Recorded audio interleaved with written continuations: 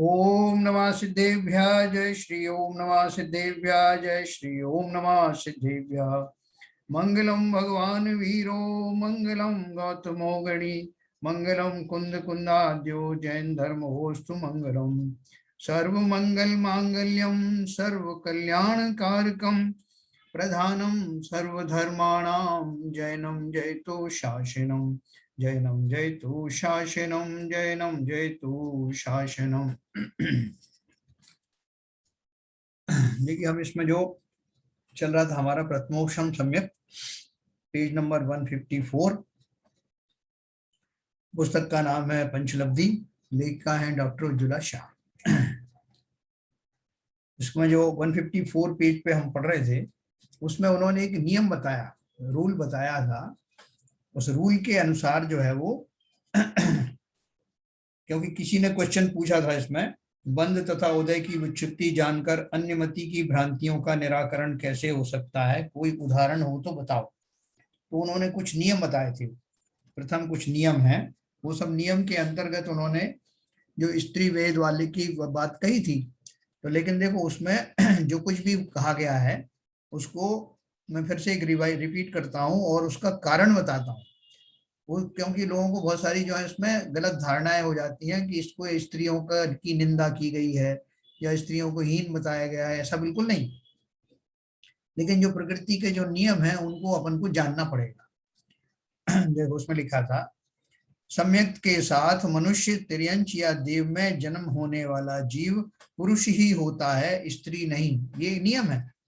नरक में तो एक नपुंसक वेद ही होता है ना, इसलिए यहाँ पे वो वेद का सवाल ही नहीं। तो पुरुष होने की बात है तो नरक में तो वो पुरुष की बात ही नहीं है, वहां तो नपुंसक वेद ही होता है। इसलिए वो जो नारकी है वो रिस्पेक्टिव आपकी कौन सा उसका वो है उनको उसको सम्यक दर्शन हो जाता है। किसी भी गति की स्त्री भले वह स्वर्ग की देवी हो, जन्म से सम्यक दृष्टि नहीं हो सकती, ठीक है ना।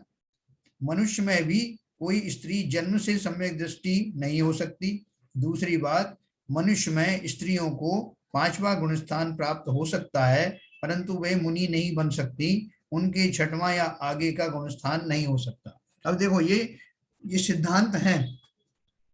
क्या हम ऐसा कर सकते हैं कि फेरबदल कर सकते हैं, नहीं साहब ये स्त्रियों का बड़ा अपमान है, हम तो उनको जो है मुनि बना के रहेंगे, तो हम कर सकते हैं क्या? क्योंकि वो पर्याय जनित जो जो असुविधाएं होती हैं, जो जो उसके अंदर में कारण होते हैं, उनके कारण जो है हमें स्त्रियों को वस्त्र धारण करने ही पड़ते हैं। और जब वस्त्र धारण करना पड़ते हैं तो उनको वैसी निर्विकल्पता नहीं आती। तो इसलिए वो नियम है इस तरह का कि वो पर्यायगत दोषों के कारण, दुर्बलताओं के कारण स्त्रियों को वो गुणस्थान आगे के प्राप्त नहीं होते, लेकिन फिर भी उनको अलग छुल्लक आदि से ऊपर रखा गया है। और मैंने कल आपको बहुत सारी उदाहरण दी थी कि स्त्रियां जो है वो सभी स्त्रियों में एक खूबी होती है कि वो चाहे तो अपनी पर्याय में ऐसा पुरुषार्थ कर सकती हैं कि कुछ ही पर्याय में उनका जो है स्त्रीलिंग छेदन हो सकता है। और दूसरी बात देखो कि जो जितनी भी स्त्रियां हैं उनमें कितना महान गुण है। तीर्थंकरों और महापुरुषों, 63 सलाखा पुरुषों, सभी की जननी स्त्रियां ही तो होती, कोई पुरुष तो होता नहीं। हम सबकी जननी स्त्रियां थी। स्त्रियां जो है बहनें हैं, स्त्रियां माताएं हैं, स्त्रियां सखियां हैं, सब कुछ है। तो वो उनका उनका जो स्थान है वो कहीं कमी होता है क्या? तीर्थंकरों के जो जन्म देने वाली जननी स्त्री तो होती है। आज भी पंचकल्याणक में लोग बनते ना, भगवान के माँ बाप माता पिता बनते। तो कहीं से भी उनको कम आंकने की बात नहीं है कि उनकी हम कोई आलोचना कर रहे हैं या उनको कम आंका जा रहा है, बिल्कुल ऐसा नहीं। लेकिन कुछ नियम है तो वो नियम है। तो ये अपन ने खाली नियम पढ़े और इस नियम से प्रेरित होकर के जो कुछ भी कमी रह जाती है उसको दूर करने के लिए स्त्रियां जितना प्रबल पुरुषार्थ करती हैं हम सब जानते हैं। तो उसको उसी रेफरेंस में लेना। अब हम एक भ्रामक कल्पना का खंडन किस तरह होता है उसे देखते हैं, है ना। आपने देखा होगा कि कुछ जो है जो मत है इवन जैनियों के अंदर में, उनमें किस तरह का जो है वो डिफरेंस आ जाता है। एक अत्यंत भ्रामक कल्पना है कि मल्लिनाथ भगवान तीर्थंकर स्त्री थे। मल्लिनाथ तीर्थंकर स्त्री थे, वे स्त्री पर्याय में से ही तीर्थंकर होकर मुक्त हुए। ये एक प्रसिद्ध जो है धारणा जो आती है लोगों की श्वेतांबर मत में कि वो मल्लिनाथ को तीर्थंकर मल्लिनाथ इसको तीर्थंकर तो मानते हैं और स्त्री के रूप में मानते हैं। और उसका क्लैरिफिकेशन दिया है कि मल्लिनाथ भगवान भरत क्षेत्र के तीर्थंकर थे। भरत क्षेत्र के तीर्थंकरों के पांचों ही कल्याणक होते हैं: गर्भ कल्याणक, जन्म कल्याणक, दीक्षा कल्याणक, केवल ज्ञान कल्याणक और मोक्ष कल्याणक। जिसका गर्भ कल्याणक होता है वह जीव नियम से सम्यक के साथ ही गर्भ में आता है। वह पूर्व भाव में सम्यक दृष्टि ही होता है। देखो दो चीज बताई उन्होंने। क्या बताया? जिसका गर्भ कल्याणक होता है, गर्भ तो सबका होता है, गर्भ कल्याणक होता है वह जीव नियम से सम्यक के साथ ही गर्भ में आता है। सम्यक के साथ आता है, इसका मतलब क्या है? वो पूर्व भाव में सम्यक दृष्टि था, है ना। सम्यक दृष्टि ही होता है। जो सम्यक के साथ जन्मने वाला जीव पुरुष ही, तो सम्यक के साथ जन्मने वाला जीव पुरुष ही होता है, स्त्री कदापि नहीं। जितने भी हमारे तीर्थंकर हुए वो जन्म से ही सम्यक दर्शन के धारी थे और 3 उनके ज्ञान भी थे, मति श्रुत अवधि। सम्यक के साथ जन्मने वाला जीव पुरुष ही होता है, स्त्री कदापि नहीं। उनके भाव वेद की अपेक्षा भी पुरुष वेद ही होता है, स्त्री वेद नहीं हो सकता। देखो अपन ने ये चीज यथायोग्य स्थान पे पढ़ी थी कि बहुत सारे जो है जीव ऐसे हो सकते हैं और वो मुनि भी हो जाते हैं जिनके बाहर का जो उनका वेद है, बाहर का जो शरीर है वो तो पुरुष का है, लेकिन मानसिक रूप से, भाव रूप से उनके दोनों तरह के भाव हो सकते हैं।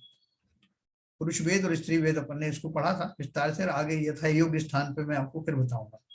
तो यहाँ खाली चर्चा इतनी हो रही है कि वो मल्लिनाथ भगवान के बारे में जो भ्रामक धारणा है कि वो स्त्री थे वो गलत है, क्योंकि वो सम्यक दृष्टि पिछले भाव में भी थे और हर सम्यक दृष्टि जो पिछले भाव में था वो इस भाव में, अगर वो तीर्थंकर है तो वो सम्यक दर्शन को लेके आता है, और भी लोग लेके आते हैं बहुत से। तो इसलिए नियम से ही जिनका गर्भ कल्याणक हो रहा है उनका पिछले जन्म में भी सम्यक दर्शन था और अभी भी था, और उनके स्त्री पर्याय नहीं पाई जाती, वो पुरुष पर्याय में, पुरुष वेद में ही तीर्थंकर पद उत्पन्न होता। मल्लिनाथ तीर्थंकर का जीव पूर्व भाव में अपराजित स्वर्ग का देव था। देखो हमारे यहाँ का तो बिल्कुल एक एक भाव के बारे में स्पष्ट लिखा रहता है कि कौन से भगवान कौन से वाले विमान से चय करके आए, कौन से स्वर्ग से आए, पूरा स्पष्ट रहता है। उस विमान का नाम होता है, उनके पिछले भावों के माता पिताओं के नाम होते हैं, कहाँ तक का जो है वर्णन होता है। तो उन्होंने बताया कि वो कौन से देव में, कौन से स्वर्ग में थे, ये तो सब जगह वो लिखा हुआ है।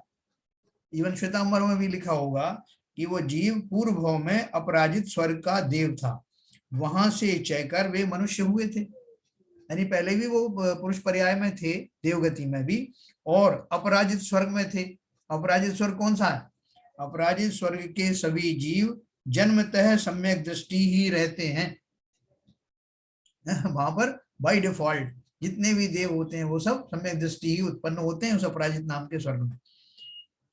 तथा वहां देवांगना होती ही नहीं, केवल पुरुष पर्याय के ही जीव होते हैं, इसलिए पूर्व भाव में भी वे पुरुष ही थे। जो वो सिद्ध कर रहे हैं कि जो मल्लिनाथ भगवान है, जो वहां जो बताया उनके पंथ में, वो गलत है, वो तो वास्तव में पुरुष ही थे। तीसरी बात, ग्रैवेक सर्गों के ऊपर अनुदिश और अनुत्तर स्वर्ग के सभी देव उसके पूर्व में भावलिंगी मुनि ही होते हैं, जो कि पुरुष ही होते हैं, स्त्री नहीं। तीसरी बात क्या बताई उन्होंने? ग्रैवेक सर्ग है ना, 11वां स्वर्ग, सॉरी 11वां स्वर्ग नहीं, 16 स्वर्ग से ऊपर 9वें ग्रैवेक तक 9 ग्रैवेक होते हैं ना। तो ग्रैवकों के ऊपर, ग्रैवेक में तो कंबाइंड लोग होते हैं, सम्यक दृष्टि भी उसमें जीव होते हैं और मिथ्या दृष्टि भी होते हैं, लेकिन ग्रैवेकों से ऊपर जो अनुदिश और अनुत्तर नाम के जो विमान हैं उनमें हमेशा पुरुष ही होते हैं। वो जो देव होते हैं वो भावलिंगी मुनि पूर्वक ही वहां जाते हैं। भावलिंगी जो मुनि हैं वही जो है उनको मरण प्राप्त हो करके और उस पर्याय में उस जगह जाके देव होते हैं। इस तरह मल्लिनाथ का जीव पूर्व के तीसरे भाव में भी पुरुष ही था, स्त्री नहीं। ये उन्होंने आपको ये प्रूव किया है कि ये जो गलत धारणा है, आप देखो इंटरनेट के ऊपर भी आपको ऐसे ही मिलेगा, क्योंकि इंटरनेट पे वो ज्यादातर चीजें हैं उन्होंने डाली हैं। तो वो बहुत सारे क्विज खिलाते हैं, क्विज में जो आता है बताओ कौन से तीर्थंकर स्त्री थे, तो उसका उत्तर लिखा है मल्लिनाथ। तो इसलिए वो उन्होंने उसको जो उसके तर्क दिए हैं कि वो तर्कों के आधार पर वो वो गलत है, और इसलिए उसको आप सुधार लेना अगर किसी ने कहीं गलत इंटरनेट पे पढ़ लिया। तो ये उन्होंने कुछ नियम बताए। और एक नियम जान लीजिए, भाव से स्त्री वेद वाले पुरुष को तीर्थंकर प्रकृति का बंध तो हो सकता है, परंतु उन्हें तीर्थंकर प्रकृति का उदय नहीं होता, है ना। जो जो ऐसे मुनिराज हैं जिनको की जो स्त्री पर्याय में है, स्त्री वेद वाले, मतलब सॉरी हैं तो पुरुष, लेकिन उनको स्त्री वेद वाले तो उनके भाव हैं, तो ऐसे जो मुनि हैं उनको उस पर्याय में तीर्थंकर प्रकृति का बंध तो हो सकता है, लेकिन उदय होगा, यानी जिस काल में वो तीर्थंकर बनेंगे उस काल में वो पुरुष ही होंगे, ऐसा। ये मैं आपको डिटेल जो है तो उसमें गवर्नमेंट सार में बताऊंगा, जब अपन कभी गवर्नमेंट सार पढ़ेंगे कि कैसे कैसे जीवों के भाव होते हैं, कौन कौन स्त्री वेद वाले कौन से मुनि होते हैं, पुरुष वेद कौन से वाले होते हैं, ये सारा डिटेल वहां मिलेगा, यहाँ बहुत संक्षेप में बताया। तीर्थंकर प्रकृति का उदय 13वें गुणस्थान में होता है, जबकि किसी स्त्री को 5वें गुणस्थान से ऊपर जाने की योग्यता ही नहीं होती, है ना। तो जब वो तीर्थंकर बनेंगे तो वो 5वें गुणस्थान में तो रहेंगे नहीं, नेचुरली 13वें गुणस्थान में रहेंगे, और 13वां गुणस्थान स्त्रियों को नहीं होता, ऐसे उन्होंने लॉजिकली सिद्ध किया है। और भी जानना है, उसी भाव में मोक्ष जाने वाले जीव को चरम शरीरी कहते हैं। चरम शरीर शब्द आपने कई बार सुना होगा मुझसे। चरम शरीर माने, चरम माने जो लास्ट क्लाइमेक्स वाला अंतिम शरीर, उसे चरम शरीर ही कहते हैं। तो जो जीव उसी भाव से मोक्ष जाते हैं, जिस भी भाव से जाते हैं, उनको चरम शरीर ही कहते हैं। अपन बोलते हैं ना, उनका कोटि भट्ट जो थे हमारे, क्या नाम उनका, अरे राजा थे ना जिनके, श्रीपाल जी को कोटि भट्ट और चरम शरीरी बोलते हैं। रामचंद्र जी चरम शरीरी थे। जो जीव उसी भाव से मोक्ष जाए, पवरन जैसा चरम शरीरी थे, उनको चरम शरीर इसलिए कहते हैं कि उनका लास्ट अंतिम शरीर है, उसके बाद कोई शरीर धारण करने वाले नहीं है। उनके नियम से वज्र वृषभ नाराज संगनन ही होता है, किनको, जो उसी भाव से मोक्ष जाने वाले हैं, जबकि स्त्रियों के हमेशा नीचे के 3 संगनन होते हैं। ठीक है, नीचे के मतलब जो जितने संगनन दिए उसमें नीचे से आप लिस्ट बनाना, वो उतने उनके होते हैं। ऊपर के 3 संगनन कभी भी हो नहीं सकते। हमें किसी व्यक्ति ने कहा था कि मल्लिनाथ तीर्थंकर स्त्री थे या पुरुष थे, इस झमेले में हम क्यों पड़े, उससे हमें क्या लेना देना, कोई उन्हें स्त्री माने या कोई उन्हें पुरुष माने, इसमें हमारा क्या बिगड़ता है ना। किसी ने ये प्रश्न किया तो उन्होंने उसका उत्तर दिया, जिसे जो मानना है वो वैसा ही मान रहा है, परंतु यथार्थ वस्तु स्थिति संबंधी अपना निर्णय यथार्थ है या नहीं, यह देखना प्रत्येक जीव का कर्तव्य है।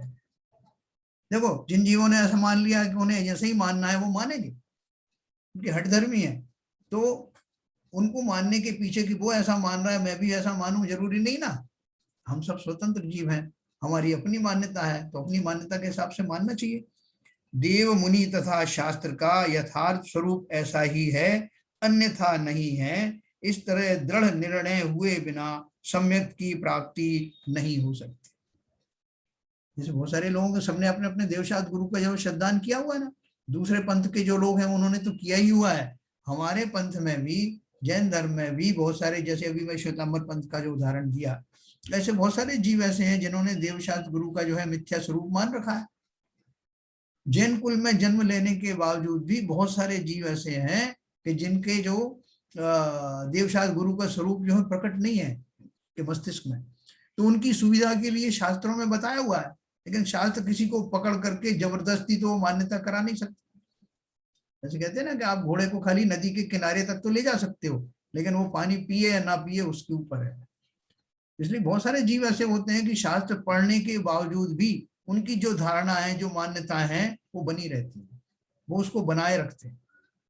तो ये उनका अपना वो है, भवितव्य है। चारों ही अनुयोगों के अभ्यास द्वारा अपनी मान्यता एवं आचरण की विपरीतता दूर करके वीतरागता प्राप्त करना ही अपना आद्य कर्तव्य है। तो क्या उन्होंने बोला, चलते चलते चारों ही अनुयोगों के अभ्यास द्वारा अपनी मान्यता एवं आचरण की विपरीतता, मेरा अगर आचरण कुछ गलत हो रहा है, विपरीत हो रहा है, मान्यता मेरी गलत है, तो उसे सुधार सकते हैं। वीतरागता प्राप्त करना ही अपना आद्य कर्तव्य है। यहाँ अन्य जीवों के दोष दिखाना अपना प्रयोजन नहीं है, परंतु अपनी मान्यता सुधारने का प्रयोजन है। अन्य जीवों के आचरण तथा उनकी मान्यताएं देख देख कर स्वयं कसाई होना योग्य नहीं है। जैसे बहुत सारे जीव हैं, जब आप समझाते हैं, उनको पढ़ के भी सुनाते हो, तब भी उन्हें जो समझना हो वही समझेंगे। तो हमने जो कुछ पढ़ा सिद्धांत में, क्या पढ़ा है कि उनके इस तरह के भाव देख करके तुम दुखी मत होना, तुम कसाई मत होना, क्योंकि जिनका जैसा भवितव्य है उनको वैसा ही समझ में आएगा। जाकी रही भावना जैसी, प्रभु मूरत तिन देखी तैसी, है ना। उससे आपको समता आनी चाहिए कि भैया इस जीव का ऐसा ही होना है, हम क्या कर सकते हैं। जैसी उसको खोटी मान्यताएं रखनी है वो रखे, उसका ही नुकसान है। तो हम तो अपन बच्चों को भी अपन जब समझाते हैं तो इस बात का अपन अब ध्यान रखने लग गए हैं कि भाई हमारा फर्ज है उसको समझाना, लेकिन वो नहीं समझे तो उसकी भवितव्य वैसी है कि जान करके समता धारण करना।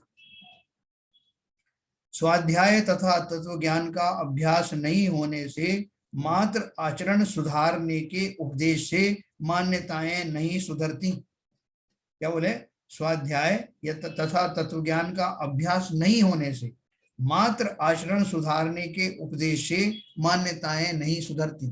मान्यताएं तो किसी ने कुछ बना रखी है और उसको आचरण सुधारने का अपन उपदेश दें कि भाई साहब अपना आप जो आचरण ठीक करो, तो क्या आचरण ठीक करेगा, मान्यता ही गलत पड़ी हुई है।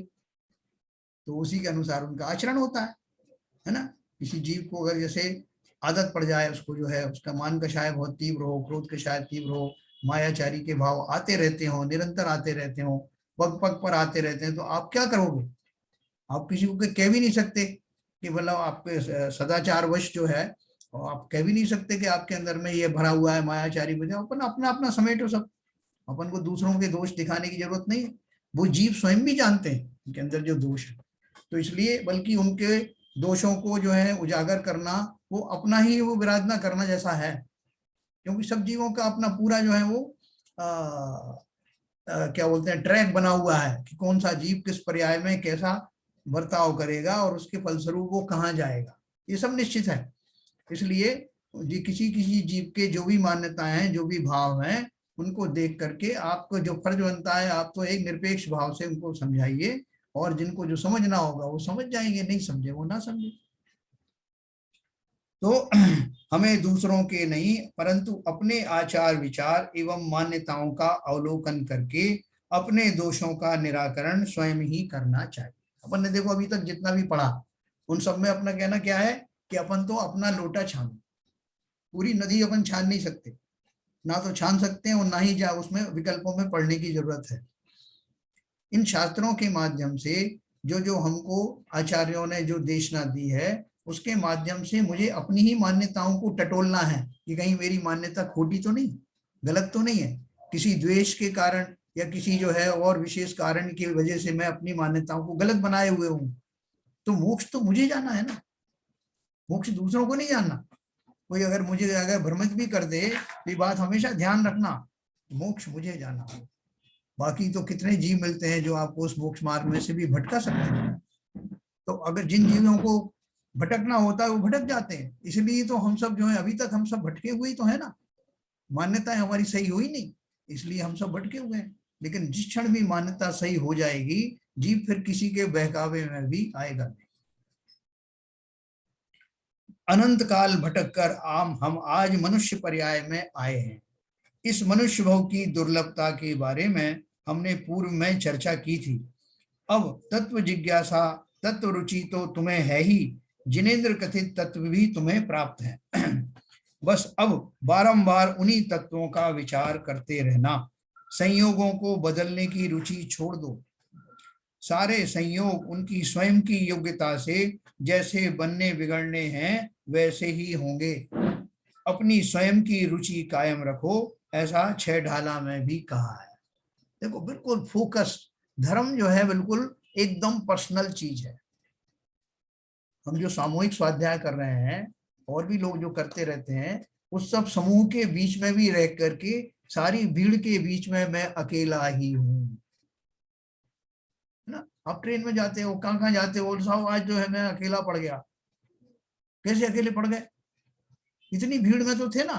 बोले नहीं, वो अपना वाला कोई नहीं था, इसलिए अकेला कहा ना। कितनी भीड़ों के बीच में हम हैं, युगों युगों से इस भीड़ में मैं अकेला ही हूँ और हमेशा अकेला ही रहूंगा, क्योंकि मोक्ष अकेले को ही होता है। इसलिए चिंता नहीं करना। जो अकेले हो गए हैं, अकेले का अर्थ क्या है? अकेलापन और एकाकीपन में फर्क है। पर्यायवाची शब्द जरूर लगते हैं, लेकिन अकेले का अर्थ क्या हो गया कि भाई साहब मैं उस सांसारिक अवस्था में अकेला पड़ गया इसलिए अकेला कहता हूं। लेकिन जब मैं एकांतवादी एकांतवाद की वो अपेक्षा से कहता हूं कि मैं एकांत में हूं, एकांत में रहता हूं, एकांतवासी हूं, उसका अर्थ क्या है कि मैं अपने अंदर हूं, है ना।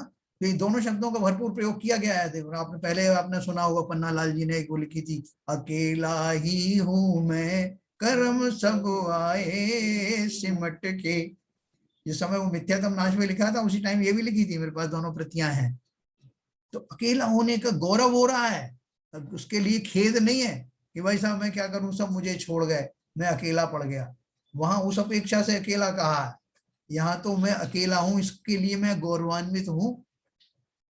बहुत अच्छा हुआ मैं किसी से लगा हुआ नहीं हूं, लगा होता तो पता नहीं कितनी बाधाएं आ जाती।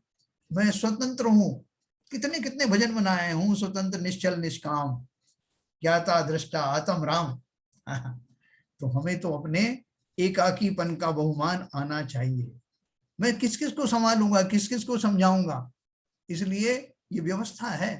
दूसरों को समझाने का जब भी भाव करूंगा तब तक मैं खेद खिन्न ही रहूंगा। मैं अपना लोटा छानूं, अपने बारे में समझूं, मुझे क्या अच्छा लगता है, वो क्या चिंतन अच्छा लगता है, उस चिंतन में जाना। अपन ने कोई झंडे थोड़ी उठाए पंथवाद के कि मैं इसका झंडा लेके जा रहा हूँ, उसका झंडा लेके जा रहा हूँ। जो झंडे लेके गए वो सब यहीं रह गए। इसलिए कोई किसी पंथवाद में नहीं पड़ के आत्मा के स्वरूप को, आत्मधर्म को जानना, और किसी को समझाने के विकल्पों में भी मत पड़ना कि वो क्यों नहीं समझा। कोई किसी को ना समझा सकता है, ना कोई किसी के समझाने से समझता है। जब उसको स्वयं की दृष्टि वैसी होती है और उसकी होनहार ऐसी होती है, तभी वो व्यक्ति समझता है। तो इन्होंने लिखा, तत्व जिज्ञासा तत्व रुचि तो तुम्हें है ही, जिनेन्द्र कथित तत्व भी तुम्हें प्राप्त है। बस अब बारंबार उन्हीं तत्वों का विचार करते रहना, संयोगों को बदलने की रुचि छोड़ दो, है ना। बहुत सारे लोग उसमें लग जाते हैं ना, लॉबिंग में, कि मैं इसको समझा दूं, उसको समझा, उनसे कहलवा दूं, फलाने से कहलवा दूं। ये सब बेकार की बात है, संसार में उलझने की बात है ना। सारे संयोग उनकी स्वयं की योग्यता से जैसे बनने बिगड़ने हैं वैसे ही होंगे। हमें मान लो कोई बहुत अच्छा जो है, हमें रुचिकर जो है वो तत्वाभ्यास लगता है, तो उसमें जो है कोई उसमें अपन को रोक रहा है या कुछ भी कर रहा है, तो वो जरूरी नहीं कि वो रोक पाएगा। अगर मेरी भवितव्य वैसा है तो मैं नहीं रोक पाऊंगा, और भवितव्य नहीं है तो वो निमित्त बन जाएंगे। ऐसा होता है। अपनी स्वयं की रुचि कायम रखो बस। अगर आपने अपनी रुचि कायम रखी, और हो सकता है कि अभी आपका भवितव्य नहीं आया हो, तो लेकिन वो रुचि आपकी कैरी फॉरवर्ड होगी, और जब वो संयोग मिलेंगे तो वो आपके रुचि के अनुसार कार्य भी होगा। 6 डाला में कहा है, पर द्रव्यंते भिन्न आप में रुचि सम्यक तो भला है। पर द्रव्यंते भिन्न, सारे जितने पर द्रव्य हैं उनसे भिन्न अपनी आत्मा में, अपने बारे में रुचि रखना, वही तो सम्यक है। जिस समय जीव समस्त परद्रव्यों से जो उदासीन हो करके स्वयं में ही रम जाता है, स्वयं को ही अपना मां समझने लगता है, स्वयं का स्वरूप समझने लगता है, तो यही तो सम्यक की अवस्था है। अनादि काल से यह जीव संयोगों में, शरीर में, रागादि में ही रचा रचा पड़ा है, रचा पचा है। यह जीव कहता है कि भेद ज्ञान तो करना है, परंतु पहले धन तो कमा लूं, विदेश यात्रा तो कर लूं, बाल बच्चों को तो पढ़ा लूं, लिखाऊं उनकी शादी ब्याह, रचाऊं, मुझे बताओ। स्वयं को संयोगों से भिन्न जानना है, शरीर से भिन्न जानना है, रागादि से भिन्न पहचानना है, तो कौन से संयोग हो तो भेद विज्ञान होगा। तो भाई साहब देखो, मुझे भेद विज्ञान नहीं हो रहा, उसके पीछे क्या कारण है? तो वो कारण ढूंढता है। वो कारण ढूंढता है, क्या क्यों ढूंढता है कारण? कि मुझे भेद विज्ञान नहीं हो रहा। तो वो बोल रहे हैं भेद विज्ञान में जिन कारणों को आप ढूंढ रहे हो वो अंतर में तो देख नहीं रहे, बाहर के जो कारण है बाह्य कारणों में ढूंढ रहे हो। तो वास्तव में तो कारण अंतर का है। कौन सा अंतर का है? कि वो भेद विज्ञान मुझे हुआ ही नहीं है, कि शरीर अलग है, मैं अलग हूं। शरीर से भिन्न जानना है, रागादि से भिन्न जानना है, तो कौन से संयोग हो तो भेद विज्ञान होगा? मैं तो उन संयोगों से दूर हट करके बात कर रहा हूं। मुझे भेद विज्ञान तो उन संयोगों से कर रहा हूं कि शरीर मेरा नहीं है, अर्थात शरीर रूपी संयोग मेरे काम का नहीं। ठीक है, और बाकी के जो जितने पदार्थ हैं उनसे संयोग होना वो भी मेरा जो है वो भेद विज्ञान नहीं होना हुआ। अपन पढ़ते ना, जहां देह अपनी नहीं तहां ना अपना कोई। जहां इतना बड़ा संयोग जो भव भवों में मिलता रहता है, शरीरों की प्राप्ति होती रहती है, जब वो संयोग ही परमानेंट संयोग नहीं है और उससे भी मुझे भेद विज्ञान करना है, तो बताओ ऐसा और दूसरा कौन सा संयोग है जिससे कि मुझे भेद विज्ञान नहीं करना, जो मेरा ही है, मेरे साथ ही रहेगा? नहीं रहेगा। तो बोल रहे हैं अमेरिका के या भारत के कौन से संयोग को पहचानना है? झोंपड़ी से भेद विज्ञान आसान होगा कि राजमहल से होगा? काला शरीर से होगा कि गोरे शरीर से होगा? काले बालों से भेद विज्ञान करना आसान या सफेद बालों से? है, हमारे तो काले से भी नहीं हुआ और अब पूरी सफेदी आ गई, तो हम सफेदी को छिपा लेते हैं। आजकल तो इतने मिलते हैं ना वो काले करने वाले जो कलर्स, मल्टी कलर। भाई साहब आज आप बहुत यंग दिख रहे हो। भाई साहब खुश हो गए।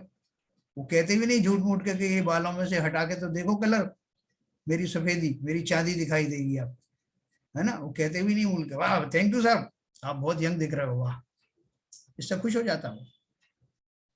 तो इसलिए ये जो शरीरों में क्या आसक्ति कर रहे हो, शरीरों से क्या उनकी अनुकूलता का परिमाण कर रहे हैं? काला शरीर हो तो भेद विज्ञान होगा, गोरा शरीर होगा कि नहीं होगा? काले बालों से भेद ज्ञान करना आसान है या सफेद बालों से? कौन से राग से अपने को भिन्न पहचानना है? अशुभ से तो यह जीव अपने को भिन्न कहता है, परंतु देखो मुझे एक ऐसा उच्च जाति का शुभ भाव आता है, यह कहकर संतुष्ट हो जाता है। भाई साहब आज बहुत आनंद आया, बहुत मजा आया। क्या मजा आया? बोले बस आज भक्ति में ऐसा खोया, मैं पता ही नहीं पड़ा कि कौन कौन आकर के दर्शन करके गए हैं, कौन नहीं करके गए हैं। मैं बस लगा रहा, बहुत मजा आया मुझे आज। फिर लोगों ने कहा कि आपको फिर वो उस्मानंद का क्या हुआ? जो लोग आते थे उनको आप देखते थे, उसने क्या पहन रखा है, वो क्या कर रहा है, कैसे जोर से बोल रहा है, कैसी पूजन की थाली रख रहा है, वो उससे तो आप वंचित रह गए ना। उनको जो टोका टोकी करने में जो आनंद आता था वो आनंद तो चला गया आपका। हाँ ये बात तो सही है आपकी, वो आनंद चला गया। जब वो आनंद तो कभी भी ले लेंगे, वो तो रोज की बात है। लेकिन आज जो आनंद आया वो आनंद इतना बढ़िया था कि आप मुनियों को भी नहीं आया होगा। उनको मालूम नहीं कि मुनियों का आनंद में हमारे आनंद में कितना अंतर है। हमारा आनंद तो शुभ भावों का है, भक्ति आदि का है। मुनियों का तो भेद विज्ञान पूर्वक स्वयं के चिंतन में आने वाला आनंद है। उसका स्वरूप हम क्या समझें? इसलिए उसने उतने से ही सेटिस्फाई मत हो जाना। नो डाउट कि हम भक्ति करते हैं तो हमारा मन प्रसन्न हो जाता है, भक्ति से भर जाता है, उस वो आनंद होता है, लेकिन वो आनंद अलग प्रकार का है। उससे भी श्रेष्ठ आनंद हमारा इंतजार कर रहा है। अब हम तत्व अभ्यासी हो गए, तत्वों की जिज्ञासु हो गए, और हमें अपने शरीर में और बाकी सब में न केवल भेद जान पड़ने लग गया, बल्कि जो बाहर की जो चीजों के जो आनंद थे और आंतरिक आनंद में भी फर्क दिखाई देने लगा। यह तत्व ज्ञान मात्र सुनने या पढ़ने की चीज नहीं है, उसे आत्मसात करने की चीज है, अंतरोन्मुख पुरुषार्थ करने की चीज है। क्या अपन रोज पढ़ते हैं, रोज सुनते हैं तो बोले आज बहुत मजा आया, आज बहुत अच्छा आनंद आया, बिल्कुल सही है, नो डाउट। लेकिन मैंने उसको अंदर में धारण किया कि नहीं? हमारी जो रोज की एक्सरसाइज है, रोज की एक्सरसाइज खाली उतने क्षणों के लिए आनंदित होने के लिए नहीं है, वो तो हमारा बोनस है।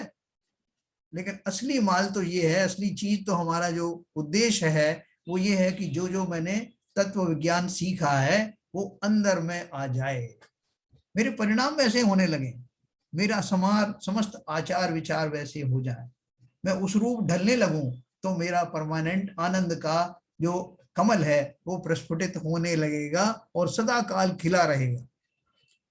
तो उन्होंने लिखा है ये तत्व ज्ञान मात्र सुनने या पढ़ने की चीज नहीं है, उसे आत्मसात करने की चीज है, अंतरोन्मुख पुरुषार्थ करने की चीज है।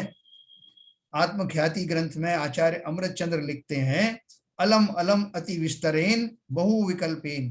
तो क्या हमें लगता है कि अब बहुत पढ़ा, अंदर में कब समा जाऊं? अंदर में अगर जो समा जाएगा उसके आचरण बाह्य में नहीं बदलेंगे क्या? कि मैं क्या कर रहा हूँ, मैं संसार में कैसे छल कपट आदि के द्वारा अपना जीवन निर्वाह कर रहा हूँ, ये छल कपट मुझे कहाँ लेके जाने वाले हूँ, किसके लिए छल करूं, किससे करूं? स्वयं के प्रति। स्वयं के प्रति भी निष्ठावान नहीं है, ईमानदार नहीं है, एक एक पल में हमारे विचार बदलते हैं। तो संसार के किसी भी व्यक्ति को, किसी भी वस्तु को पलटने के भाव छोड़ो और अपना स्वयं के भाव को पलटो। ये कुछ जीस जो कुछ हमने पढ़ा है वो अंदर में आना चाहिए। छोटा बच्चा भी माँ यदि उसे खाना खिला रही हो तो उसे मना करके अपने हाथ से खाने की कोशिश करता है। जब वो बच्चा सीखने लगता है तो वो इंडिपेंडेंट होना चाहता है। छोटे छोटे बच्चे टीवी पर क्रिकेट मैच देखकर स्वयं बैट लेकर बॉल मारने की एक्शन करते हैं। हमारी रुचि का कार्य हो तो सामने वाला समझाने लगे तो उसे रोक कर कहते हैं मैं समझ गया, कहकर स्वयं भी वैसा ही करना प्रारंभ कर देते हैं। कोई समझा रहा हो हमको नई चीजें तो अपन हाँ मैं समझ गया, मैं अभी आपको करके दिखाता हूँ। लेकिन यहाँ हमें ऐसा भाव नहीं आता कि जो मैंने सीखा है उसको तत्काल प्रभाव से अपने आचरण में ले आऊं। नहीं लाता। कह भी देता हूं तो वास्तव में नहीं लाता। परंतु अध्यात्म शास्त्र के बारे में तो कोई समझाएगा तो मात्र सुनते रहते हैं और अन्य कार्य करने लग जाते हैं। हाँ भाई मैं सुन रहा हूँ, और आजकल तो एक बड़ी अच्छी सुविधा है ना, मैं अपना वीडियो ऑफ कर दूं और उसके पीछे मैं अपने बैठ के भोजन करूं या जो कुछ करना करूं, मेरा नाम लिखा जा रहा है एसके जैन। लोग देख रहे हैं कितना बेचारा धार्मिक आदमी, थ्रू आउट बने रहे वो मालूम पड़ा कि वो नाम उसमें लिखा करके रुमाल रख के कुर्सी पे निकल ली, है ना। ये कितना बड़ा फायदा है ऑनलाइन का। लोग बोलते हैं भाई साहब ये आप ऑनलाइन आगे भी जारी रखना, उसमें पता ही नहीं पड़ता कि हम थे कि नहीं थे, और आप मनी मन खुशी होते रहोगे कि मेरी सभा में जो 25 लोग थे और 40 लोग थे, और मालूम पड़ा कि 20 लोग तो अपना काम कर रहे थे, है ना। तो जो मौका मिला आपने गंवा दिया। आपके पास में गंगा चल करके आई थी, उसका पानी पिया नहीं। जैसे मैंने उस दिन बताया था ना, आए नाग न पूजिए बामई पूजन जाए। जब जो है सरिता हमारे ज्ञान की सरिता हमारे दरवाजे तक आ गई तब तो हमने उसका रसास्वादन किया नहीं, और फिर भटकते फिर रहे हैं साहब, वाले तीर्थ यात्रा पे जा रहे हैं, फलाने शिविर में जा रहे हैं। तो ये उसी तरह की आदत है, क्योंकि हमें जीवन में धारण तो करना नहीं, हम उस खाली बहाने ढूंढ रहे हैं। तो इसलिए उन्होंने कहा कि कितना समय कम हमें मिलता है, उस समय को भी हम कैसे, किसको छल रहे हैं, हम स्वयं को छल रहे हैं या दूसरों को छल रहे हैं। अध्यात्म शास्त्र के बारे में तो कोई समझाएगा तो मात्र सुनते रहते हैं और अन्य कार्य करने लग जाते हैं। क्या हुआ है हमें, लौकिक बातों में तो हम बहुत होशियार हैं, रसोई में तवा गरम करते हैं तो चूल्हा बंद करके अन्य कार्य करने लग जाते हैं, और वापस आकर ठंडे तवा पर रोटी सेक सकते हो क्या? देखो उन्होंने बहुत अच्छा एग्जाम्पल दिया।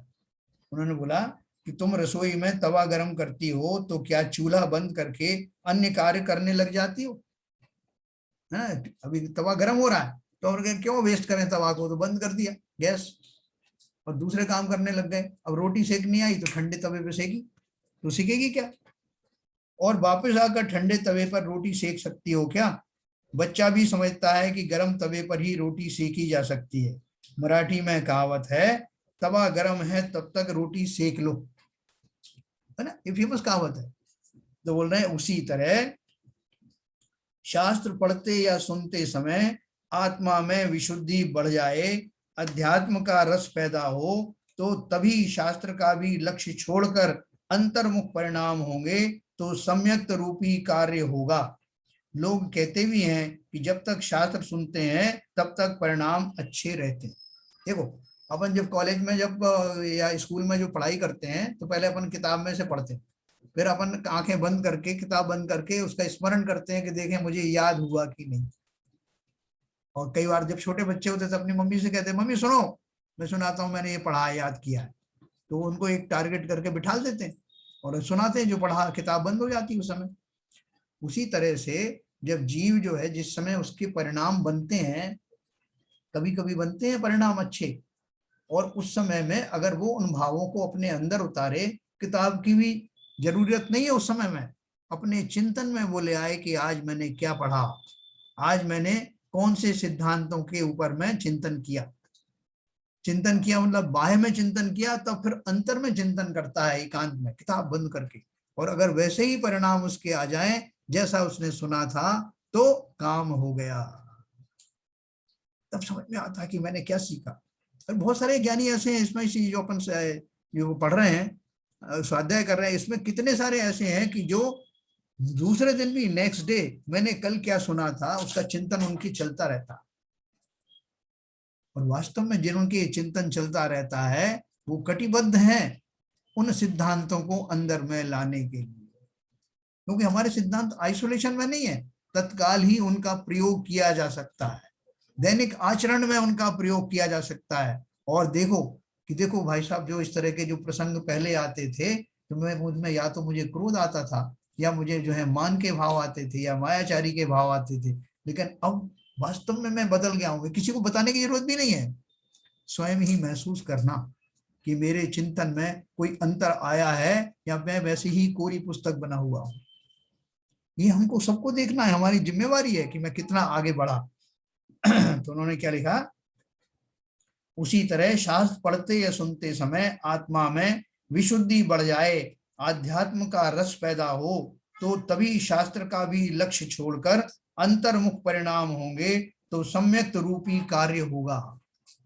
ये सम्यक जो अपने को आएगा वो कैसे आएगा, वो परिणाम कहाँ से आएंगे? कि शास्त्राभ्यास करने से मेरी बुद्धि प्रखर हो रही है, मेरी जो है दृष्टि सही हो रही है, मेरा श्रद्धा गुण सम्यक हो रहा है। और वो क्यों हो रहा है? क्योंकि मैंने उसमें जो विषय वस्तु थी उसको एकांत में दोहराया, उसको चिंतन में लाया कि वास्तव में ऐसा ही है क्या, मुझे भी ऐसा ही लगता है क्या कि मैं आत्मद्रव्य हूँ, मेरा किसी से कोई बैर, कोई से राग, कोई द्वेष नहीं है, मैं किसी से लगा हुआ नहीं हूँ, मैं तो स्वयं में आनंद का उपभोग करने वाला पहले भी था, आज भी हूँ और आगे भी रहूंगा। ऐसा चिंतन कैसे आता है?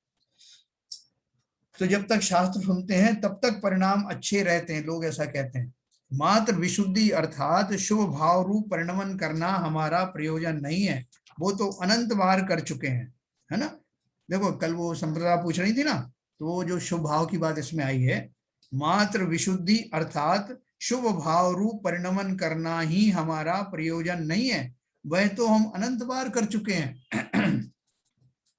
शास्त्र पढ़ते समय या उसके पश्चात जब रस आए, अंदर से तीव्र रुचि लगे, अपने ज्ञान स्वभाव की अपूर्व महिमा आए, तो पढ़ना छोड़कर अंतर्मुख हो जाओ।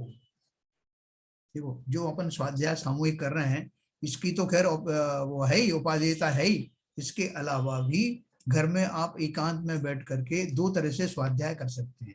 एक तो कोई भी अपनी पुस्तक जो उठा करके, जो अपने पास ही है, सबके पास में स्वयं के पास पुस्तक होने का ये लाभ होता है ना कि आप कभी भी उठा के उसको रेफर कर सकते हैं। तो उससे हमने कल पढ़ा था, क्या पढ़ा था, उससे अपन अपने को मैच कर सकते हैं। और दूसरा, उस पुस्तक को पढ़ते पढ़ते भी जब मेरे को वास्तव में ऐसा भाव आ जाए कि मैं उसका अंदर में चिंतन करूं, तो उस समय पुस्तक का आश्रय की भी आवश्यकता नहीं। वास्तव में तो हम उसी स्थिति तक जाना चाहते हैं, पुस्तक तो एक निमित्त मात्र है, हमें तो जाना उसी रूप में कि पुस्तक हो ना हो, हम यहाँ हो, वन में हो, कहीं भी हो, किसी भी समय हो, वो भाव बार बार आना ही स्वाध्याय है। पुस्तकों को पढ़ना स्वाध्याय नहीं है, पुस्तकों के माध्यम से आने वाले चिंतन का नाम स्वाध्याय है। तो शास्त्र पढ़ते समय या उसके पश्चात जब रस आने लगे, अंदर से तीव्र रुचि लगे, अपने ज्ञान स्वभाव की अपूर्व महिमा आए, तो पढ़ना छोड़कर अंतर्मुख हो जाओ। ठीक है, मैं 2 लाइन और पढ़ूंगा फिर आपको अनम्यूट करूंगा। जीव सोचता है कि अब कितना पढ़ूं तो सम्यक तो होगा। जब सिद्धांत सुनकर सही तत्व निर्णय करते हैं, तो अब करना धरना क्या है, ना दूसरों की पर्याय पलटाना है, ना स्वयं की। हम सहज ज्ञाता दृष्टा हैं, उस रूप रह जाना है। हम परिपूर्ण हैं, तो बस दृढ़ विश्वास के साथ आनंद में रहो। क्या बोला उन्होंने पहले? जीव सोचता है कि अब कितना पढ़ूं तो सम्यक तो हो जाएगा, है ना। ऐसा कोई है लिमिट के साथ 5 पेज तक पढ़ लिया, 15 को पढ़ते ही सम्यक दर्शन हो जाएगा, ऐसा नहीं ना। पढ़ने का अर्थ क्या है, अंदर में जरूर उस परिणाम के वैसे भाव आ गए, आपके करण लब्धि वाले भाव आ गए, हो जाएगा सम्यक दर्शन।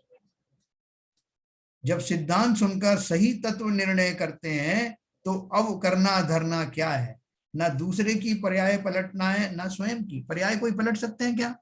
मैं सोच लूं कि मुझे तत्काल प्रभाव से सम्यक दृष्टि हो जाना है, तो मेरे सोचने मात्र से मैं हो जाऊंगा क्या? मुझे तो अपना जो शास्त्रों में जो बताया है उसी तरह का तत्व अभ्यास करना है, और तत्व अभ्यास करते रहने से, चिंतन करते रहने से वो जीव अवश्य ही उस पर्याय को प्राप्त हो जाता है। देखो मैं आपको कुछ दिन बाद इसकी सीक्वेंस बताऊंगा कि किस सीक्वेंस में हमारा दैनिक आचार विचार चलना चाहिए, चिंतन चलना चाहिए। शास्त्रों में से मैंने निकाल के एक समरी बनाई, उस समरी में आपको यथा योग्य समय में आपको दिखाऊंगा। हम सहज ज्ञाता दृष्टा हैं, उस रूप रह जाना है, हम तो परिपूर्ण हैं, ना तो बस दृढ़ विश्वास के साथ आनंद में रहो। मैं आपको अनम्यूट करूंगा और इसमें फिर भी अपन पढ़ते रहेंगे थोड़ा।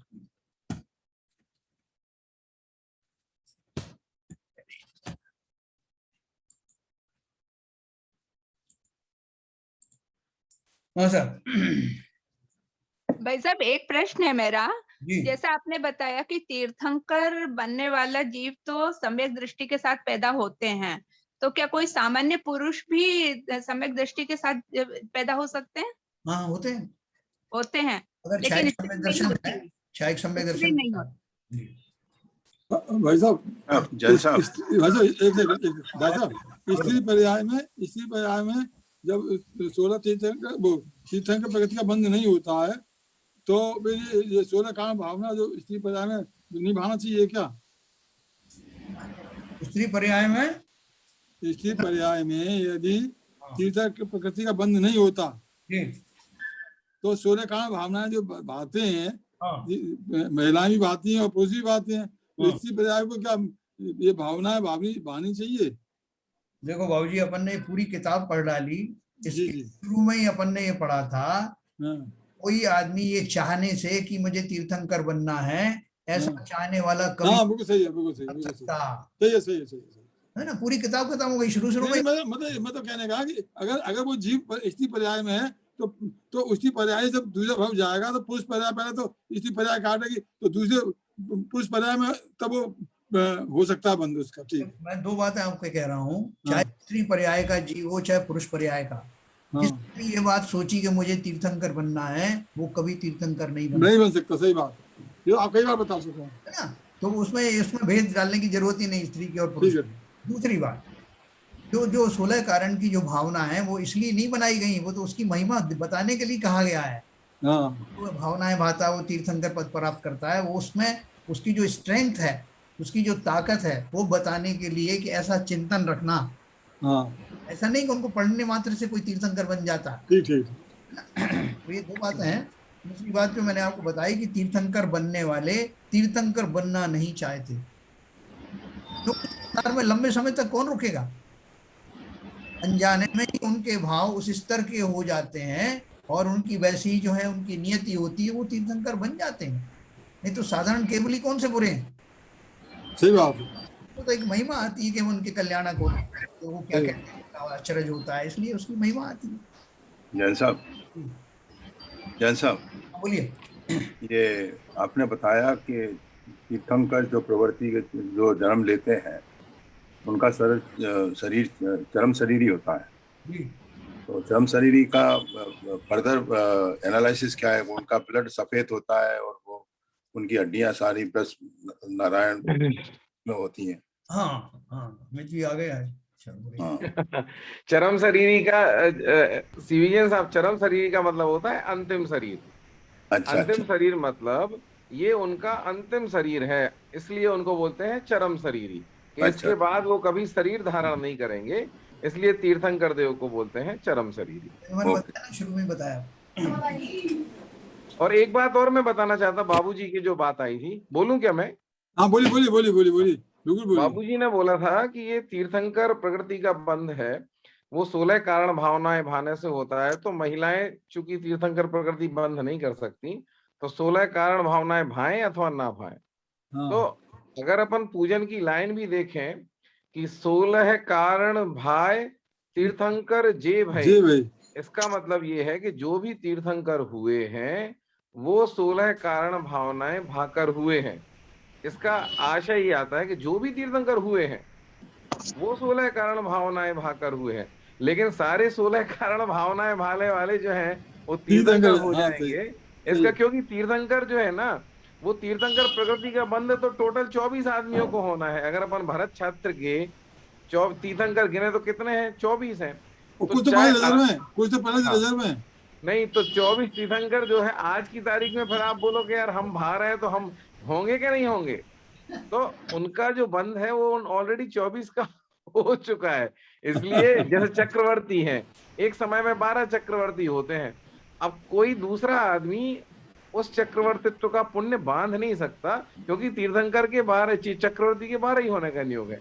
सेम चीज तीर्थंकरत्व के साथ है कि 24 तीर्थंकरों को जो भावना भाने का जो पुण्य रहता है, जो भावना रहती है, वो जिनके नियोग होता है उनके हो जाती है। लेकिन इतना है कि जो भी तीर्थंकर होगा वो 16 कारण भावनाएं भाकर होगा, लेकिन 16 कारण भावनाएं भाले वाले सारे तीर्थंकर नहीं होंगे। वैसा ठीक है ठीक है ठीक है ठीक है। ठीक है, अपन को अगर मालूम। Thank you. अमित जी, हाँ जी, उसे नहीं आपने ये जो मेरे क्वेश्चन का निराकरण किया, ये तो एसके जैन साहब पहले बता चुके हैं। अभी शुरू में भी विवेचना करते समय उन्होंने बताया था चरम शरीर का मतलब है अंतिम शरीर। मगर मेरा क्वेश्चन दूसरा था कि उसकी और क्वालिफिकेशन क्या, मतलब एक बार मैंने प्रवचनों में विवेचना सुनी थी कि उनका ब्लड इस तरह का होता देखिए, है। मैं ये जैन साहब आपने पढ़ा होगा, अगर अपन भगवान के जो है ना वो अरिहंत देव के उनके अतिशय के पढ़ेंगे कि भगवान के जो अतिशय होते हैं उनमें 10 जो होते हैं वो जन्मकृत अतिशय होते हैं, मतलब 10 चीजें उनमें जन्म से पाई जाती हैं। 10 जो होते हैं वो केवल ज्ञान के अतिशय होते हैं। 12 जो होते हैं वो देवकृत अतिशय होते हैं, और 4 अनंत चतुष्ट है। इस तरीके से ये अलग अलग, जैसे जन्म से है तो उसमें आया कि भगवान का खून जो रहता है वो सफेद हुआ करता है, ये उनके जन्म का अतिशय है। भगवान को पसीना नहीं आया करता है, मलमूत्र आदि नहीं होते हैं भगवान के। भगवान का अनंत बल होता है, बल उनके शरीर में अनंत होता है। उनका सहनन जो रहता है वो वज्र प्रसव नारायण सहनन होता है। उनका सम चतुष्क संस्थान होता है, शरीर का प्रत्येक अंग बिल्कुल बराबर होता है, जैसा एकदम फिटफाट होना चाहिए। तो ऐसी शरीर से संबंधी बहुत विचित्रताएं उनके हुआ करती हैं, जो हाँ, अपने सामान्य लोगों से अलग हुआ करती हैं। वही उसी का मैं निराकरण चाहता था। अच्छा, दूसरा एक प्रश्न मैंने एक सेकंड, अभी ये जो उन्होंने बताया ये तीर्थंकर अरंत की बात है। हाँ तीर्थंकर अरंत के जो अतिशय आपको बताया, जन्म के अतिशय, केवल ज्ञान के अतिशय, ये सब। हाँ समझ गया सर। अच्छा, इसके कंटिन्यूएशन में भी मैंने एसके जैन साहब से पहले भी ये पर्सनल उस पर सवाल पूछा था कि जिस जीव को तीर्थंकर भौकी प्रकृति की बंद हो जाता है, उसको मालूम है उस जीव को कि ये तीर्थंकर प्रवृत्ति के हैं, तो फिर ये सांसारिक उसमें क्यों फिर उनकी शादी भी होती है, वो क्या कहते हैं राजपाट भी करते हैं, वो सारे सांसारिक उसमें क्यों आते हैं? देखिए क्या है कि उनको सब पता होता है, लेकिन कर्मों की जो प्रकृतियां होती हैं वो मोहिनी कर्म जो मुख्य है, 8 कर्मों में मोहिनी कर्म मुख्य है। मोहिनी कर्म के 2 हिस्से होते हैं, एक होता है दर्शन मोहिनी, दूसरा होता है चारित्र मोहिनी। तो जो तीर्थंकर भी हैं तो उनके क्या गया है, उनके मिथ्या दर्शन गया है, उनके चौथा गुण स्थान प्रकट हुआ है, मिथ्या दर्शन गया है और सम्यक दर्शन आया है। लेकिन उनकी जो चारित्र मोहिनी है, जिस चारित्र मोहिनी के अभाव में चारित्र प्रकट होता है, कषाएं जाया करती हैं, वो तो अभी विद्यमान है उनका पूरा का पूरा। तो जैसे जैसे वो कषाएं, 4 प्रकार की कषाएं होती हैं, अनंतानुबंधी, प्रत्याख्यानावरण, अप्रत्याख्यानावरण और संजुलन। तो जैसे देखें तो अनंतानुबंधी क्रोध मान माया लोभ, प्रत्याख्यान अप्रत्याख्यान, इस तरीके से। तो उनके सिर्फ अनंतानुबंधी क्रोध मान माया लोभ गया है अभी, बाकी जो प्रत्याख्यानावरण, अप्रत्याख्यानावरण और संजुलन संबंधी जो क्रोध मान माया लोभ है वो तो अभी विद्यमान है। तो इसलिए बाहर में उनके कोई चारित्र प्रकट नहीं है।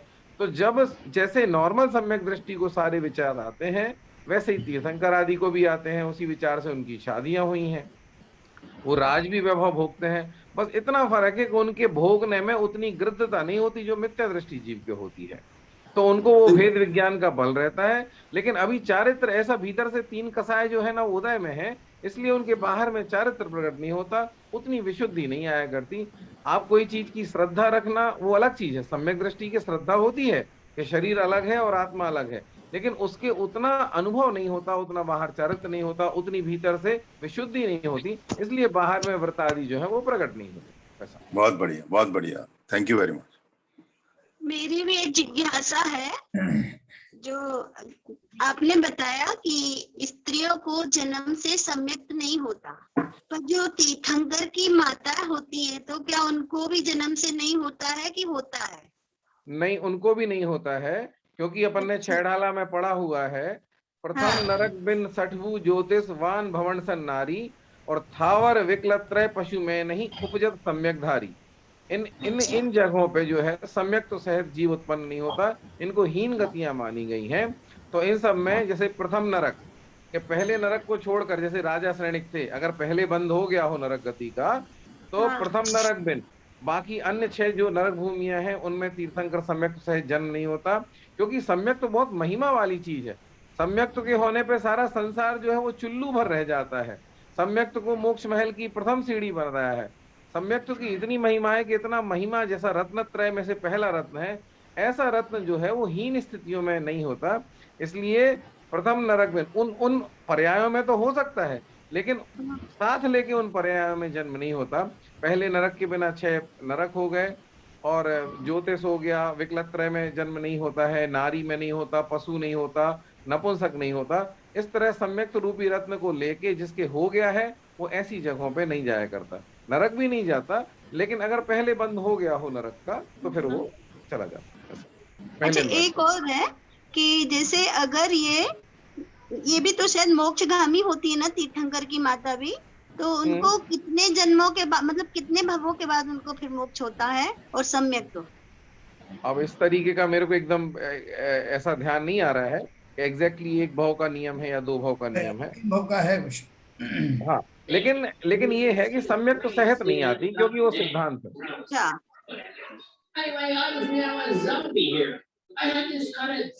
लेकिन वो सम्यक दृष्टि होती है उनकी माँ, और उस भव से स्वर्ग जाके और अगले भव में ही मोक्ष जाती है। हाँ, ये मेरे को अगले एक ही भव का है। सम्यक दृष्टि होती है, जन्म से सम्यक भले ही नहीं हो, लेकिन सम्यक दृष्टि होती है तीर्थंकर की माँ हमेशा। हाँ जी, परफेक्ट है, ठीक बोला, बिल्कुल सही है। एक क्वेश्चन और था मेरा। तो जैसे आपने बताया कि तीर्थंकर के वज्र सेंद्र शरीर होता है जिससे वो तपस्या वगैरह बहुत कर सकें, और क्योंकि काफी लंबी तपस्या करनी पड़ती है। जो और अपने केवली हुए जैसे बाहुबली हुए, उन्होंने भी 12-12 साल तपस्या की, तो उनका शरीर वज्र सेंद्र नहीं था क्या? और भी जो केवली नहीं, देखिए, शरीर का तपस्या से कोई लेना देना नहीं है, ना उनको बहुत तपस्या करनी पड़ती है इसलिए उनका वज्र प्रसव नारायण सैनन होता है, ऐसा कुछ नहीं होता है। जिनको साथ में नरक का नियोग होता है उनके भी वज्र प्रसव नारायण सैनन हो जाता है, तो उसका तपस्या से कोई लेना देना नहीं है। वो तो जो जितनी भी शरीर की सारी विशेषताएं होती हैं, जैसे उनका शरीर जो है वो अनंत बलशाली होता है, या उनमें अनंत सहनन होता है, उनका जो शरीर की स्थिति होती है समचतुष्क संस्थान होता है, सारे शरीर के अंग एक जैसे होते हैं। तो जो आदर्श स्थितियां हैं संसार की, क्योंकि संसार के सबसे महापुरुष हैं, तो जो संसार का सबसे बेहतर है वो उनको मिला करता है। और तपस्या जो करनी है वो तपस्या तो भरत चक्रवर्ती थे जैसे, तो भरत चक्रवर्ती ने अंतर्मूर्त 48 मिनट से भी कम समय तपस्या करी और उनको केवल ज्ञान हो गया, और बाहुबली ने 1 वर्ष भी करी। तो इसलिए तपस्या का लेना देना अपने आत्मा से है, ध्यान का लेना देना अपने आत्मा से है, शरीर की स्थिति अथवा अनिस्थिति से कोई लेना देना नहीं। जैसे सुकुमाल थे, उनको राई का दाना जो है वो राई के दाना भी चुभता था, और जब उनने अपने धारण करी, दीक्षा धारण करी, चला रखा, आवाज आ रही बैकग्राउंड से। हाँ, तो शरीर से तपस्या का कोई लेना देना नहीं, सहनन से तपस्या का कोई लेना देना नहीं, बल से कोई लेना देना नहीं। इन सब का तपस्या का, ध्यान का तो अपने आत्मा में जिसकी जितनी लीनता होती है जितने समय, उससे लेना देना है। जिस सुकुमाल को राई का दाना चुभता था, जब गृहस्थ अवस्था में थे तो राई का दाना चुभता था, और उन्हीं को जब शालनी खाती रही, पूरी की पूरी शालनी खा गई, तो उनको तकलीफ नहीं हुई। तो इसका मतलब ये है कि ध्यान में, मुनि अवस्था में, मोक्ष जाने में भेद विज्ञान का बल काम करता है, सहनन का, शरीर के सहनन का उसमें कोई लेना देना नहीं। ऐसा तो बाय डिफॉल्ट जरूर जो है ऐसा मिलता है, कर्म शरीरी को बाय डिफॉल्ट ऐसे उत्तम संगठन मिलते हैं, लेकिन जैसा अमित ने बोला उससे उसका कोई कनेक्शन नहीं है कि वो है जा रहे हो, ऐसा नहीं है। हाँ नहीं, कनेक्शन तो नहीं है, लेकिन जैसे तपस्या की आप, जैसे आदिनाथ ने तो बहुत हजारों साल तपस्या की, बहुत उन्होंने की, तो डिफॉल्ट मिलता है। नहीं, अगर ऐसे व्यक्ति को श्रम सिद्धि को अगर नहीं मिलेगा तो वो एक साल तक बाबुल खड़े रहे, 1000 तक साल तपस्या उन्होंने आदिनाथ भगवान की कैसे करेंगे? जो संग नहीं होगा तो वो नहीं होगा तो वो तो बाई डिफॉल्ट मिलता है उनको। लेकिन ये जो बात है सही मतलब नहीं, मगर जो अमित जी ने बताया कि तपस्या का उससे संग्रहण शरीर से कोई मतलब नहीं है, ये तो आत्मशक्ति के ऊपर निर्भर करता है। हाँ। ये दोनों चीजें कंट्राडिक्टरी होगी भाभी। कंट्राडिक्टरी नहीं हुई, ये नेचुरली, देखिए ये नेचर है। अब ये पंचम काल में किसी का भी नहीं है शरीर है, जिस काल चतुर्थ काल में ये शरीर मिलते हैं, जो उस समय जिस समय जीव जो है तपस्या भी उसी हिसाब से करता है। ये बाय डिफॉल्ट है, ये मतलब कंट्राडिक्टरी नहीं है। नहीं देखिए बाबूजी, जब आप टीवी जैन साहब, मैं इंटरप्ट कर रहा था थोड़ा सा। वज्र प्रसव नाराज सहनन जिनको मिला है, बहुत से महापुरुषों को मिला करता है, और वे उस वज्र प्रसव नाराज सहनन से और उस बल से उसका दुरुपयोग करते हैं, भोगों में उपयोग करते हैं, चक्रवर्ती आदि 7 में नरक सीधे जाया करते हैं।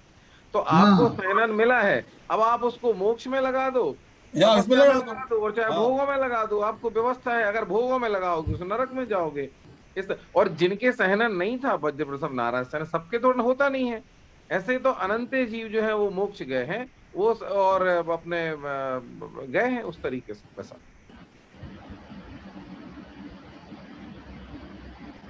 और किसी का कोई प्रश्न है? अमित जी ने बहुत साफ सही तरीके से समझा दिया है, और प्रश्न का सवाल ही नहीं उठता। बढ़िया। तो देखो, मैं आपको एक चलते चलते एक लास्ट बात और बता दूं। ये इन्होंने एक प्रश्न पूछा था, क्या नाम है, सीबी जैन साहब ने परसों के रोज एक क्वेश्चन पूछा था कि जो जीव क्षयोक्षम सम्यक प्राप्त करता है, यानी तो जीव अभी मिथ्या दृष्टि हो गया, वेदक काल चल रहा है और क्षयोक्षम सम्यक उसे प्राप्त करना है, तो वो कैसे प्राप्त करता है ना? तो मैंने बोला था मैं आपको बाद में बताऊंगा। तो ये मेरे पास में एक पुस्तक है, गुणस्थान विवेचन, उसमें लिखा है कि जो अधःकरण आदि जो करण होते हैं वो उनका उपयोगिता कब कब होती है।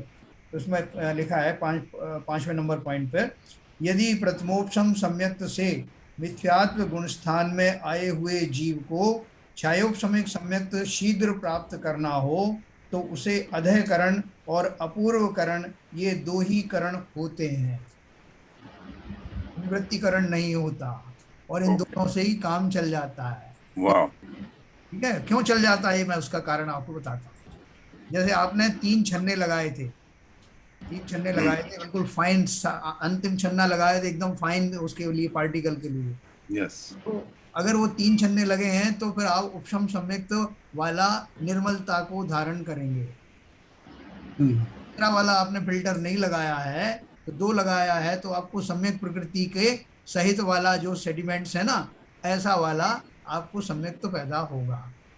तीसरा छन्ना जो नहीं लगाया आपके सम्यक होने वाला है। जैसे हम स्वर्ण आदि की जो शुद्धि करते हैं, तो एक तो 24 कैरेट का सोना होता है, एक 22 कैरेट का होता है।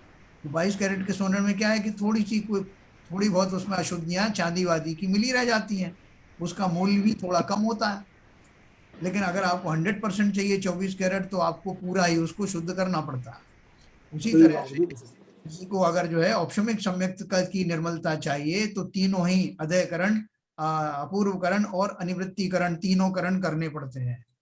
लेकिन बाद में जो जीव मिथ्यात्व में आ गया है, लेकिन वेदक काल चल रहा है, उसका काम 2 छन्ने से ही हो जाता है, और उसको उसकी निर्मलता तो नहीं आती, क्योंकि वहां तो तीनों प्रकृतियों का उपशम होता है प्रथमोपशम सम्यक में। यहाँ 2 ही प्रकृतियां जो उपशमित रहती हैं, तीसरी जो है उजागर हो जाती है। कौन सा नहीं होता भाई साहब? कौन सा अधिकरण नहीं होता? अधिकरण नहीं होता, कौन सा नहीं होता?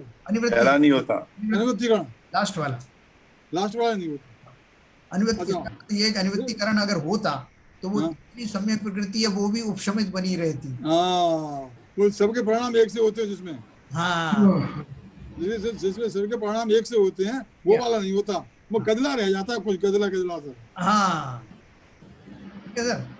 ये इस पुस्तक में से बहुत सारे क्वेश्चन आंसर हैं इसमें। जैसे अभी अपना पढ़ेंगे जो गुणस्थान संबंधी जो भी अपने प्रश्न हैं, तो अपने पास पूरी बाइबल अवेलेबल है। ये ब्रह्मचारी यशपाल जैन की बनाई हुई है ना? जी हाँ वही है। कौन सी पुस्तक है भाई साहब? ये है गुणस्थान विवेचन बाई यशपाल, ब्रह्मचारी यशपाल जी। अच्छा, यशपाल जैन वो कर्णान योग के मास्टर हैं। अच्छा, बहुत बढ़िया। तो ये इस तरह से हमारी चर्चा आज की समाप्त होती है। कल अपन जो है इसमें से कुछ और रह गया होगा तो थोड़ा सा अपन पढ़ेंगे, और इसका वो रिवीजन बाकी रह गया, वो रिवीजन अपन कल पढ़ते हैं। ठीक है, फिर उसके बाद समय मिलेगा तो वो कारण कार्य परिणाम वाला, क्रिया परिणाम और अभिप्राय वाला जो है वो शुरू करेंगे। सब जिनवाणी स्तुति करेंगे। आज वो नहीं आए क्या ललित जी? आगे खड़े हो गए, नहीं ये तो कोई चैलेंज ही है। चलिए ललित जी आप ही बोल दिए भाई साहब। चलिए मैं तम नाश वे को ज्ञान के प्रकाश वे को परभास वे को भानु सी पखानी है। छाओ द्रव्य जान वे बंध विधि भान वे को स्वपर पिछान वे को परम प्रमानी है। अनुभव बताए वे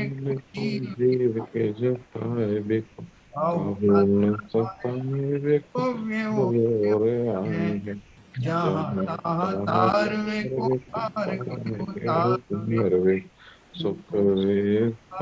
देखो यही जिनवाणी है। हे जिनवाणी भारती तो जपू दिन रैन, जो तेरी शरण गए तो पावे सुख चैन। या वाणी के ज्ञान ते सूझे लोक तो वाणी मस्त करूं सदा देतु हूँ। दो जिनवाणी माता की जय हो। जय।